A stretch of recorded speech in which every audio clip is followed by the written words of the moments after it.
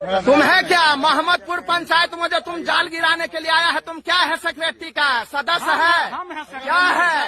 अरे कोई कार्यपालक नहीं, तुम रंगदारी करता है, तुम कुछ नहीं, तुम सर्टिफिकेट नहीं, तुम कुछ नहीं है, तुम कुछ नहीं है, तुम कुछ नहीं है।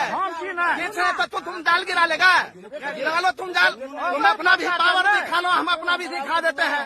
तुम बराबर, हाँ तुम बुलाओ ना बड़ा बाबू को, बड़ा बाबू को बुलाओ, बुलाओ ना तुम जहाँ चाहेगा वहाँ पर तुम जाल गिरा देगा। तुम ही समझता है?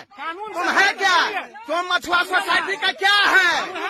तुम क्या है? रे तुम बोलो, तुम कौन है? तुम हमारे गाँव में आने वाला कौन होता है? तुम हमारे गाँव में आने वाला कौन होता है?